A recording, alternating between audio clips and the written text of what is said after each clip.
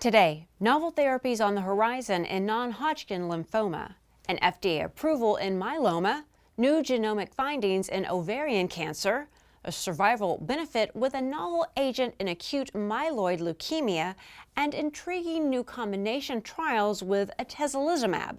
Hello and welcome to OncLive News Network. I'm Laura Jones.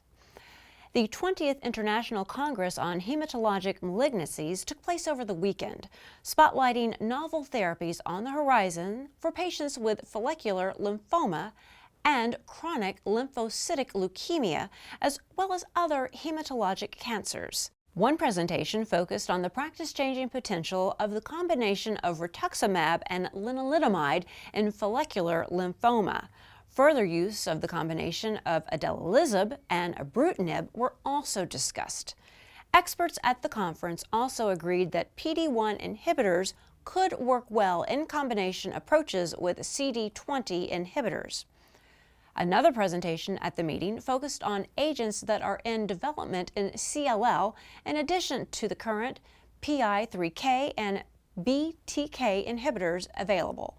The most promising appeared to be the PI3K inhibitor, TGR-1202, which has shown strong efficacy and a superior toxicity profile compared with atezolizumab. Additionally, the BTK inhibitor, acalabrutinib, has shown promising early signs of activity along with impressive data.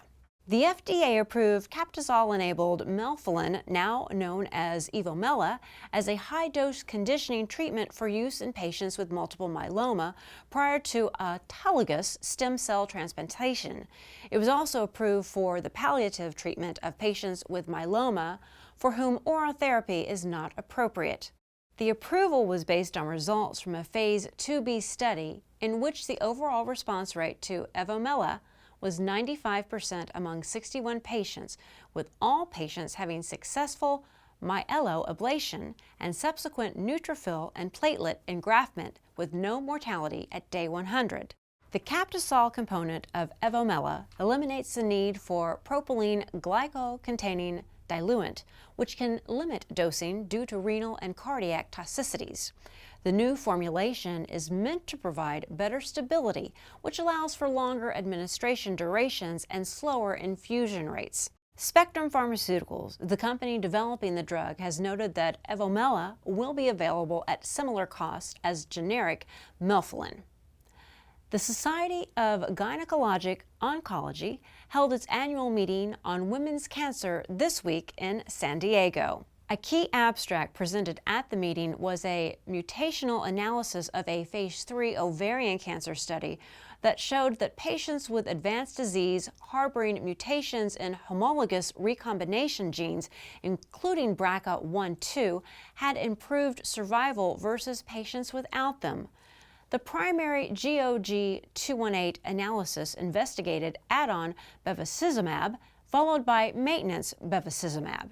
Results showed that the agent improved progression-free survival by 3.8 months versus chemotherapy alone in the frontline setting for patients with stage 3 or 4 ovarian cancer. The analysis presented at SGO showed that among patients with BRCA1, BRCA2, and non-BRCA HR mutations, respectively, the reduction in the risk of death, regardless of the treatment received, was 26%, 64%, and 33% compared with patients without HR mutations.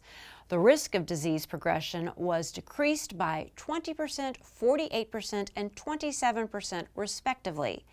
The mutational findings also demonstrated that HR mutations did not mitigate the benefit of adding bevacizumab to standard care.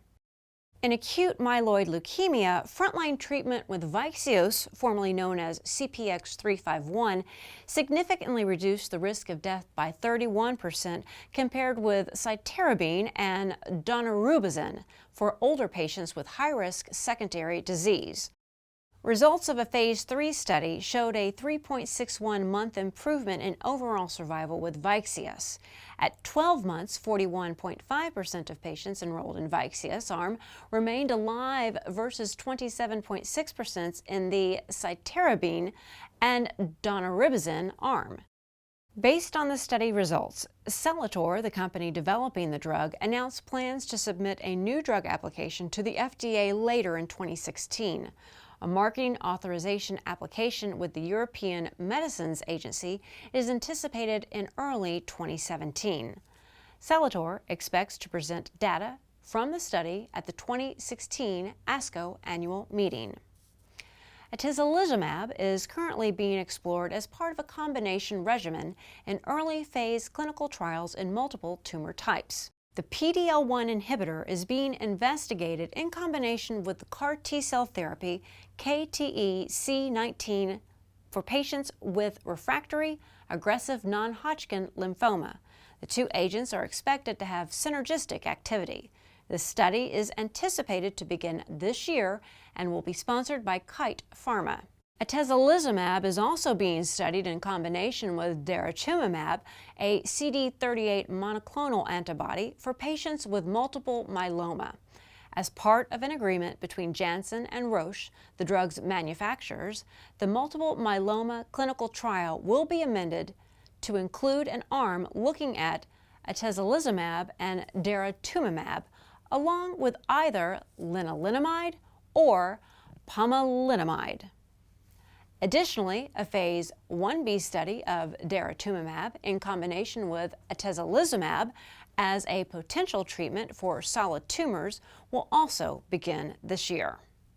And that'll do it for today. Thanks so much for watching OncLive News Network. I'm Laura Jones. We'll see you next time.